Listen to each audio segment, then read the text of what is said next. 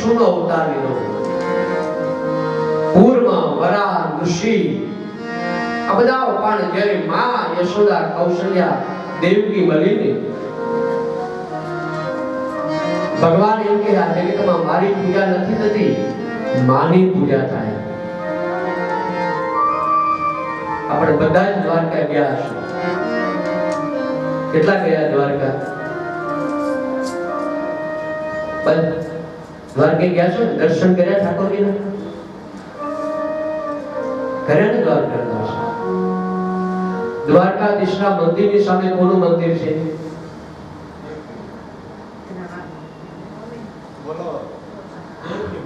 દેવકીજી. આનો મતલબ એક ત્રણ જણે દર્શન કર્યા, બાકી જઈને આવતા રહ્યા. અને કે થપ્પો મારીને આવતા રહ્યા. માં દેવકીનું મંદિર છે. ભગવાન એમ કહે કે પહેલા મને મારી માના દર્શન કરવા દો, અને મારી માના હું દર્શન કરું, અને મારી માં મને જે આશીર્વાદ આપે ને તો હું તમને આશીર્વાદ આપું. દ્વારકાધીશ એમ કે માં વગર બધું અધૂરું છે. મીઠા મધુને મીઠા મેહુના રો હેત્રી સે મારી માત જોવા જન્મી હે જોડ સખી મે. એ જન્મ દેનારી માં હોય કે કન્યાદાન દેનારી માં હોય, જીવનમાં એના પ્રત્યે આદર. આજકાલ પરિસ્થિતિ શું થઈ? તારી માં મારી માં. એ જેને કન્યાદાન આપ્યું છે એ પણ આપણે માં છે.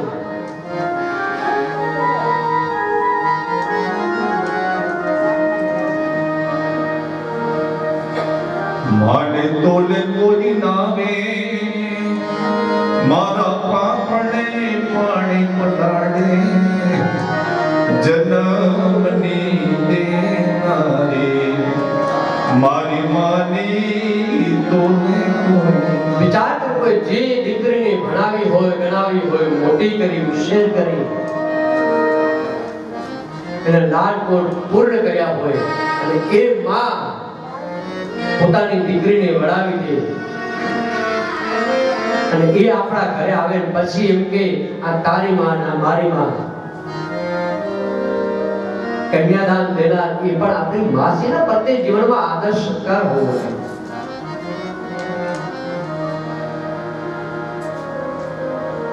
કઈક પરમાત્માની કૃપા આપણને પ્રાપ્ત થાય ત્યારે આપણને કે માની સેવા કરવાનો અવસર પ્રાપ્ત થાય.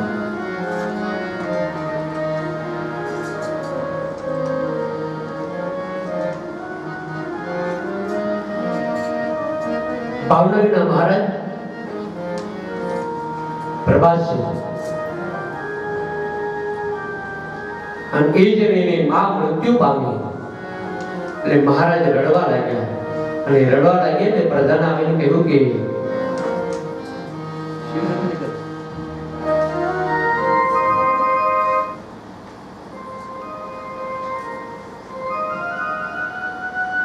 પ્રધાન રડવા લાગ્યા. એટલે પ્રધાને આવીને મહારાજ રડવા લાગ્યા. પ્રધાન આવીને કહ્યું કે મહારાજ કેમ રડો છો? તો કે માં મૃત્યુ પામી. મહારાજ આ મહારાજ થઈને રડો? જાતશે ધ્રુવ મૃત્યુ, જન્મ છે ને મૃત્યુ છે. મહારાજ તમે રડશો તો આ બધાનું શું? મહારાજ તમે રડો? ત્યારે મહારાજ કહે પ્રધાન મને મારી માં મૃત્યુ પામી એનું મને દુઃખ નથી. કારણ કે જે જન્મ્યું છે મૃત્યુ પામવાનું છે, મને એનું દુઃખ નથી. પણ પ્રધાન આ જગતમાં મને પ્રભાસિંહ કહેવા વાળા ઘણા મળશે, મહારાજ કહેવા વાળા ઘણા મળશે, પણ આજ મારો તુકારો ગયો ને એનું મને દુઃખ છે. હાઉકલી કઈ મારી માને પીવડાવતો, ખોટો ખોટો સંતાતો કે આજ થઈ ગયો એટલો મોટો, કે મંદિરમાં નથી સમાતો. પ્રધાન, મારા ઓફિસે હું બેઠો હું ને 12 વાગે ને ત્યાં મારી માં હાથમાં ગેડીઓ લઈને આવે કે બેટા 12 વાગે હાલ ભોજન ત્યાર બેટા ક્યાં સુધી? આ બેટા તે સવારનું કઈ ખાધું નથી, આ બેટા તું ખાઈ લે. બેટા પ્રભા હાલ પ્રેમથી ભોજન કરી લે. આજે જે મને પ્રેમથી જે ભોજન કરાવનારી આજે મારી માં નથી ને એનું મને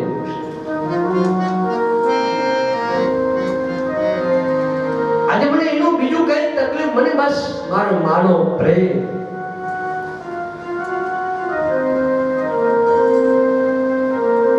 જીવનમાં હંમેશા માં પ્રત્યે આજે જેની માં ને એ નહીં ખબર પડે. આજે કઈક એના આશીર્વાદ આજે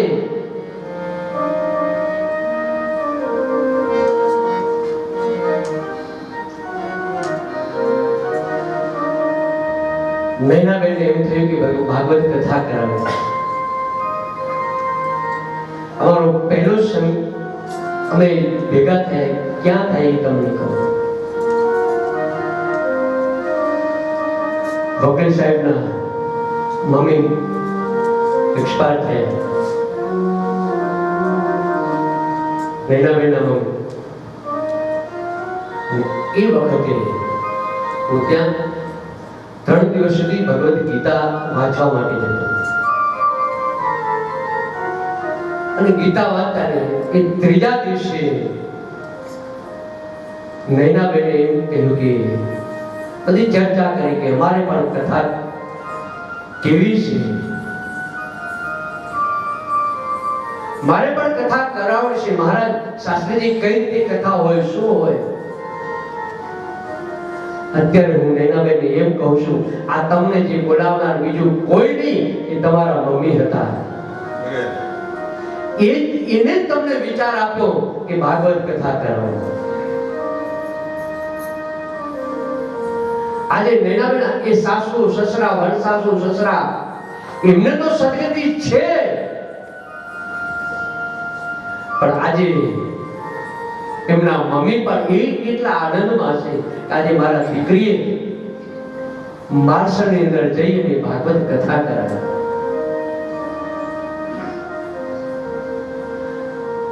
કઈ એ માનવ પુણ્ય છે. પણ લોકો જીવતા હોય ત્યારે ચૂપ કરે, મર્યા પછી ધૂપ કરે કે નહીં, માની સેવા કરવી જોઈએ. કળિયુગનો પ્રભાવ જો એક માં 5 દીકરાને મોટા કરે પણ એ 5 દીકરા વાળા પાડે કે 2 મહિના તારે ત્યાં 2 મહિના મારે ત્યાં. એમાં જ્યારે 31 તારીખ આવતી છે ત્યારે માની કેવી હાલત થતી છે.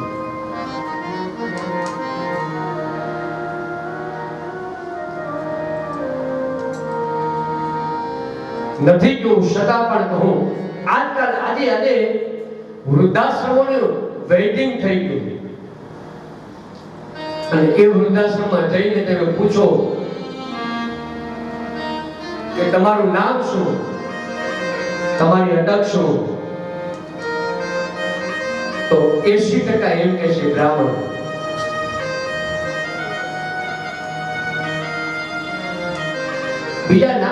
બીજા કોઈ જ્ઞાતિના વૃદ્ધાશ્રમ બહુ ઓછા હશે. આજે આપણે એક માને રાખી શકતા નથી. એ માએ જે આપણા માટે ખાટું તીખું તળેલું બધાનો ત્યાગ કર્યો હોય, પોતે ભૂખી રહીને મોટા કર્યા હોય,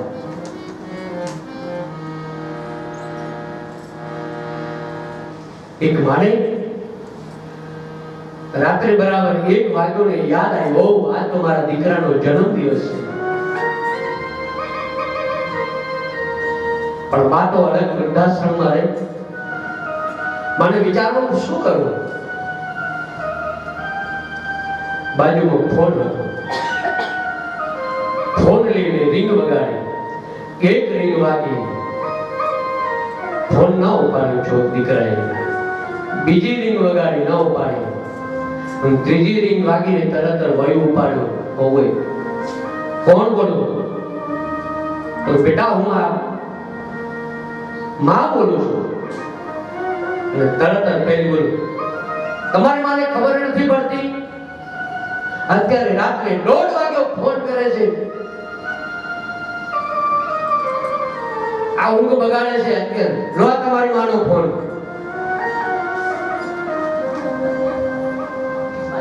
આમ લાળ સાંભળ્યું તો માના હાથમાંથી રિસીવર નીચે પડી ગયું.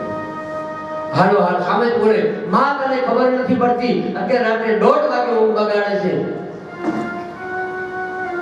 ધીમે ધીમે રીંગ વાઈ, હાથમાં રિસીવર લીધું, ફોન લીધો. બેટા શું બેટા બેટા અત્યારે કરે છે?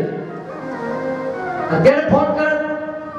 બેટા સાવ બેટા મેં તને એટલે ફોન કર્યો બેટા, તારી ઊંઘ બગડી ને. બેટા આજે તારો જન્મ દિવસ છે. માં જન્મ દિવસ હતો, તારે કાલે સવારે ફોન કર્યો હતો. બેટા આજે રાત્રે તો આજે બરાબર 1:30 વાગે તારો જન્મ થયો હતો. મને એમ થયું લાય મારા દીકરાને હું ફોન કરું. તને ખબર નથી અત્યારે ફોન ના કરાય, એ મારી ઊંઘ બગાડી. એ વખતે રડતા રડતા એમ કે માં કહે, બેટા તારી ઊંઘ બગાડી તો ભલે બગાડી, પણ બેટા આજથી એ 27 વર્ષ પહેલા યાદ કર. એ 27 વર્ષ એ વખતે રાત્રિના સમયે મેં કેટલી વેદના સહન કરી હશે. અને એ વખતે મેં તેને જન્મ આપ્યો. મેં કેટલું દુઃખ સહન કર્યું.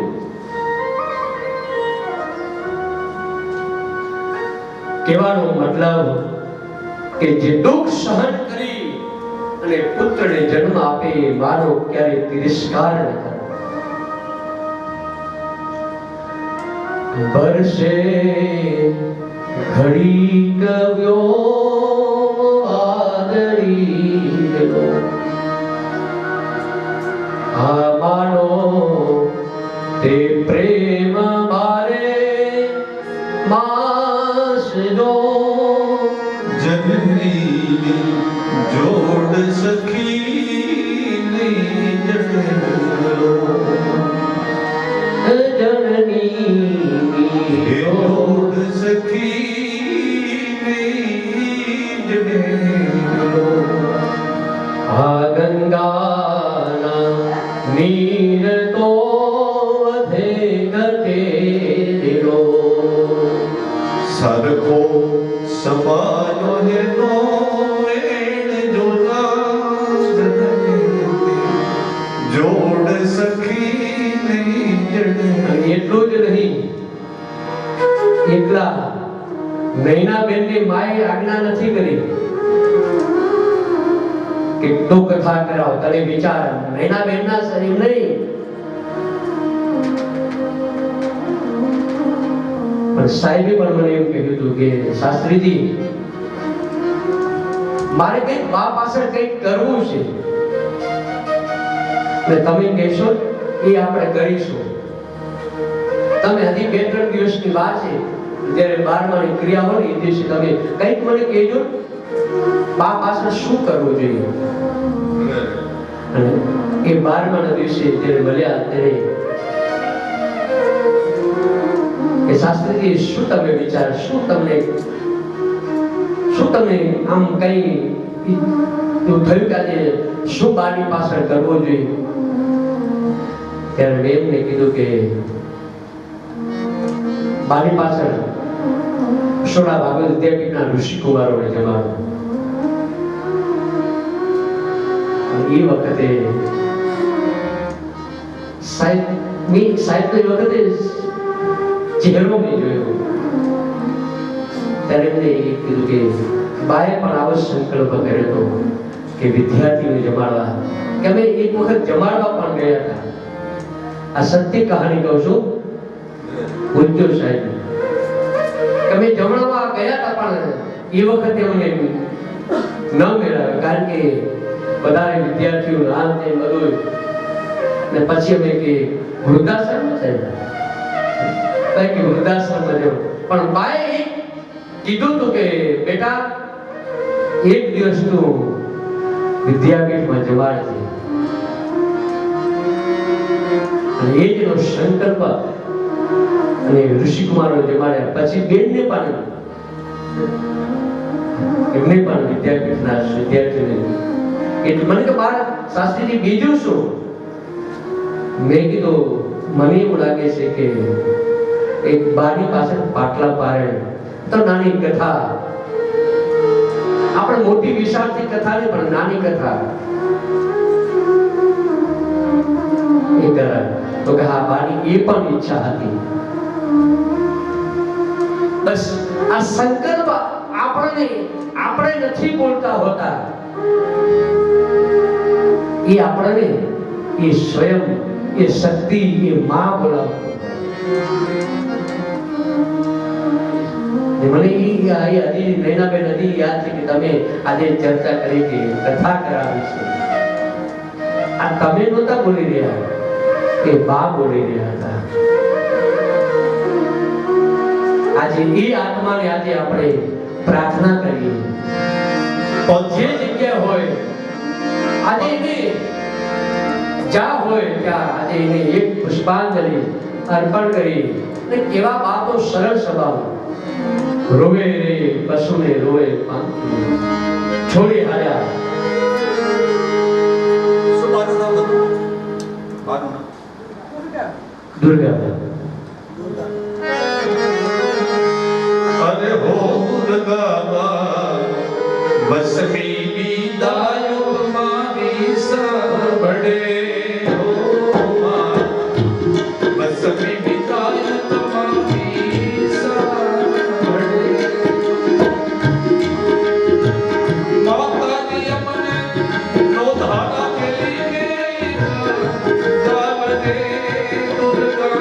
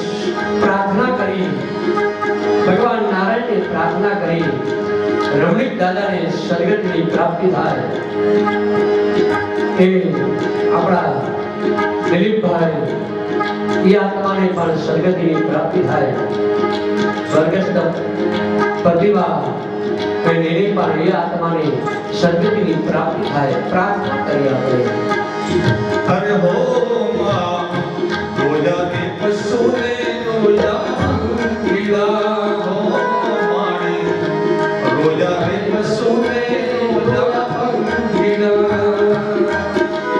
એ તમારા વિના રોગે છોડો પરિવારને બસ મેં પિતા તમારી સાંભળે હો ગાવા બસ મેં પિતા તમારી સાંભળે હો બસ મેં પિતા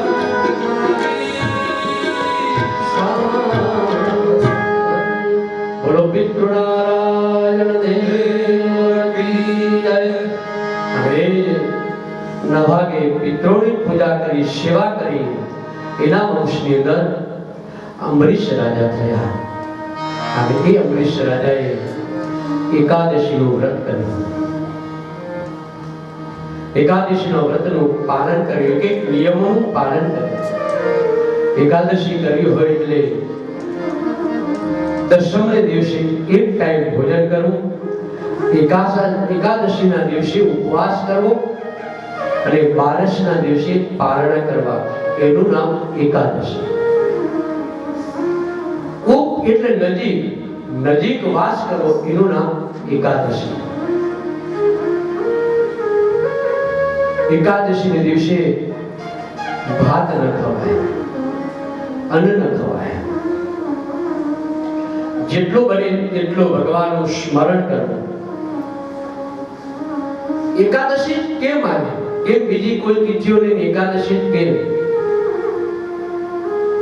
નો મહિમા એકાદશી એટલા માટે 5 કર્મેન્દ્રિયને 5 જ્ઞાનેન્દ્રિયને 11મું મન એ પરમાત્મામાં સમર્પિત કરવું એનું નામ છે એકાદશી આયુર્વેદિક તમને પ્રમાણે કહું તો તમે 14 દિવસ સુધી તમે ભોજન કરો અને એક દિવસ તમે ભોજન ન કરો ને એટલે તમારું પેટ પણ સાફ થઈ જાય પણ આપણે તો દિવાળીને શરમ આવે એવી આપણે એકાદશી કરી એનું નામ એકાદશી નહીં એવી એકાદશી કે જેથી આપણને તો નહીં આપણા પિતૃને પણ સદગતિની પ્રાપ્તિ થાય એવી એકાદશી કરવી જોઈએ અને એકાદશીના દિવસે 108 વખત ભગવાનનું સ્મરણ કરવું વિષ્ણુ સહસ્રનો પાઠ કરવો વિશ્વમ વિષ્ણુ વસનકારો ભૂત ભવ્ય ભવ પ્રભો ભૂત કૃત ભાવો ભૂતાત્મા ભૂત પાવના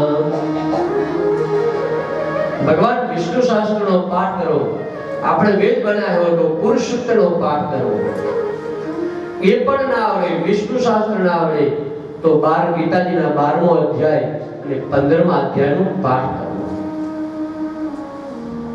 અને આમ સતત ભગવાનનું સ્મરણ કરતા એકાદશીનું વ્રત કરતા હોય ને 108 વખત ભગવાનનું સ્મરણ કરે ને તો પછી ક્યારે 108 આવતી પછી તમે 108 વખત ભગવાનનું નામ ન લો ને કે સરકાર તરફથી પછી 108 આવે એકાદશીનું ભગવાનનું મંત્ર જાપ નજીક રહી ભગવાનનું પૂજા કરવી બાકી એકાદશી કે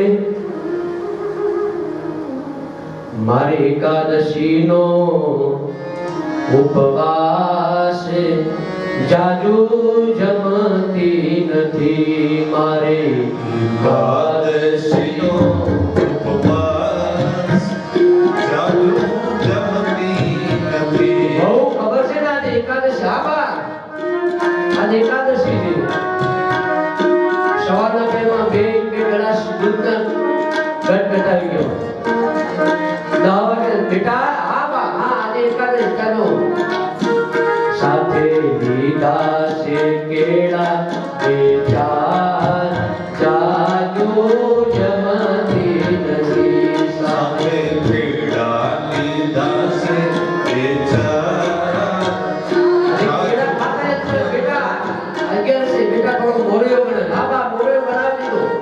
થોડી સૂકી ભાજી, હા બસ સૂકી ભાજી બનાવી દો બેટા, થોડી રસાવાળી બનાવજો, હા શાકવાળું રસાવાળું ઓલું સ્વામિનારાયણનો લોટ બને છે ને, આ ફરાળી મને થોડી આની થોડી પૂરીઓ કરી નાખજે. અરે કદાચ શાકનું તીખું બનાવ ને કામ કરી નાખો, થોડો શીરો હલાવી નાખજે. મારે એકાદશીનો ઉપવાસ જાજો જમતી નથી. મારે એકાદશીનો 4 વાગે ને બેટા હોવા આ બાબા આ 4 આવી આ ચા એકલી ની હા ભાઈ આ વેફર લઈ આવી લો. આને એકાદશી નો કહેવાય. હા એકાદશી કોને કહેવાય?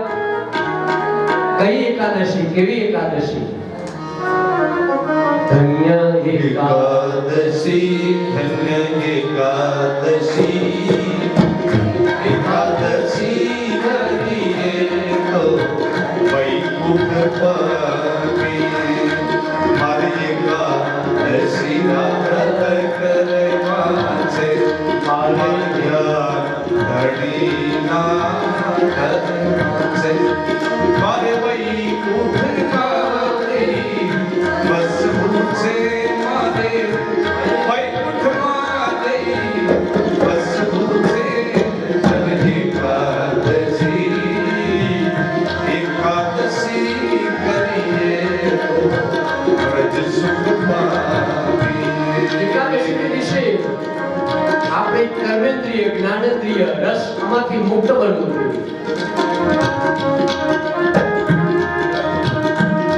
ધન્ય એકાદશી, એકાદશી કરીએ તો વૈકુંઠ પામીએ.